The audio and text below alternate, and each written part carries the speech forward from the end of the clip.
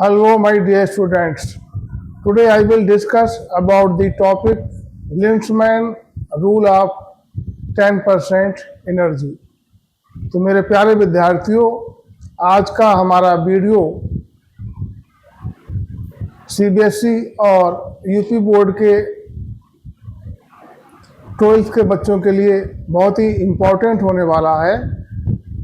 और हमारा आज का टॉपिक है लिंड्समैन का 10% ऊर्जा का नियम।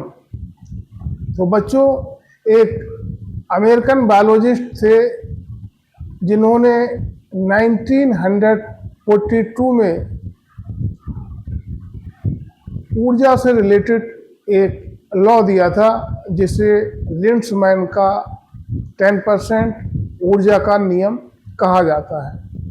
लिंड्समैन के अनुसार जब एनर्जी एक ट्रॉपिक लेवल से या जब ऊर्जा एक खाद्य स्तर से दूसरे खाद्य स्तर पर ट्रांसफर होती है या एक खाद्य स्तर से दूसरे खाद्य स्तर पर पहुंचती है तो केवल 10% या केवल 10% एनर्जी ही एक ट्रॉपिक लेवल से दूसरे ट्रॉपिक लेवल तक पहुंचती है और शेष 90% एनर्जी क्षीण हो जाती है या नष्ट हो जाती है।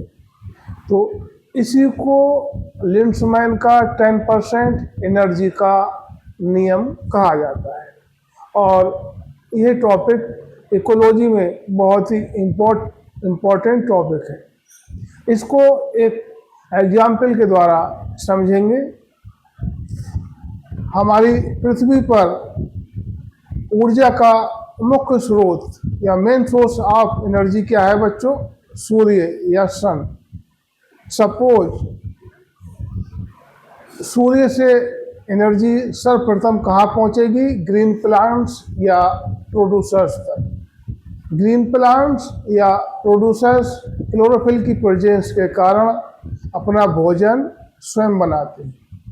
तो सपोज यदि सूर्य से 1,00,000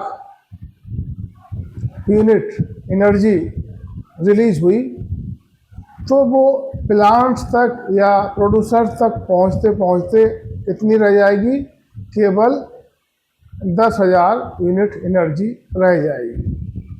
अर्थात 90% एनर्जी क्षीण हो जाएगी या नष्ट हो जाएगी। अब प्रोड्यूसर्स को कौन खाएगा? प्रथम श्रेणी का उपभोक्ता या फर्स्ट कैटेगरी का कंज्यूमर।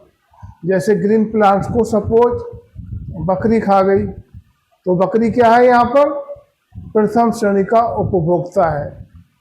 तो प्रोड्यूसर्स में एनर्जी कितनी थी? 10K या 10,000 यूनिट। और प्रथम श्रेणी के उपभोक्ता तक ये एनर्जी पहुंचेगी 1,000 यूनिट। यहाँ पर भी 10% एनर्जी पहुंचेगी और 90% एनर्जी एटमॉस्फेयर में रिलीज हो जाएगी या ऑर्गेनिज्म के मेटाबॉलिक एक्टिविटी या उसके डेवलपमेंट में व्यय हो जाएगी। अब जो प्रथम श्रेणी का उपभोक्ता है उसको कौन खाएगा भोजन के रूप में? द्वितीय श्रेणी का उपभोक्ता। तो सपोज बकरी को द्वितीय श्रेणी का उपभोक्ता भेड़िया खा गया तो बकरी में एनर्जी कितनी थी? 1,000 यूनिट। और जब द्वितीय श्रेणी के उपभोक्ता जैसा हमने कहा भेड़िया बकरी को खाएगा तो वहाँ तक एनर्जी पहुँचेगी कितनी? 100 यूनिट। अब द्वितीय श्रेणी के उपभोक्ता को भोजन के रूप में कौन खाएगा? तृतीय श्रेणी का उपभोक्ता। जैसे सपोज टाइगर या लॉयन द्वितीय श्रेणी का उपभोक्ता का भक्षण अपने भोजन के रूप में कर लेगा।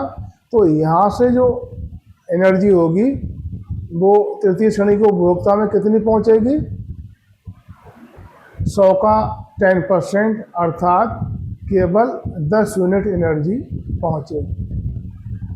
अब जब तृतीय श्रेणी के उपभोक्ता की डेथ होगी या तृतीय श्रेणी के उपभोक्ता की जब मृत्यु होगी, तो तृतीय श्रेणी के उपभोक्ता के जो मृत शरीर है उसका डिकम्पोजिशन कौन करेगा? डिकम्पोजर्स। और डिकम्पोजर्स क्या होते हैं? फंगस और माइक्रोब्स जो मृत शरीर को डिकम्पोज करके एटमॉस्फेयर में रिलीज कर देते हैं। तो जो डिकम्पोजर्स हैं उनमें सबसे कम एनर्जी पहुंचेगी। तृतीय श्रेणी के उपभोक्ता में कितनी पहुंची थी? 10 यूनिट, और डिकम्पोजर्स को प्राप्त होगी यहाँ पर केवल 1 यूनिट ऑफ एनर्जी। तो इस प्रकार से बच्चों आप देख रहे हैं कि ऊर्जा के प्रत्येक स्तर में जो एनर्जी ट्रांसफर हो रही है, प्रत्येक खाद्य स्तर में जो ऊर्जा का स्थानांतरण हो रहा है, वह केवल 10% ऊर्जा ही एक खाद्य स्तर से दूसरे खाद्य स्तर तक पहुंच रही है, और शेष जो 90% एनर्जी है वह क्षीण हो जाती है या नष्ट हो जाती है। तो इसी को एक नियम के रूप में प्रस्तावित किया था किसने?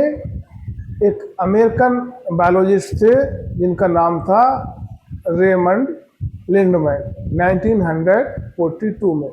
तो बच्चों ये क्वेश्चन कभी कभी सीबीएसई बोर्ड में और यूपी बोर्ड के बच्चों के 12th के एग्जाम में आता है, और इस टॉपिक से नीट के एग्जाम में भी क्वेश्चन पूछे जा सकते हैं।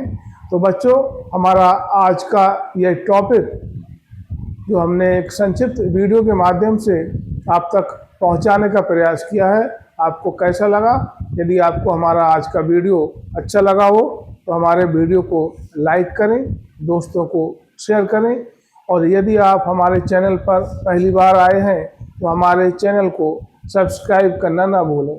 जय हिंद बच्चों।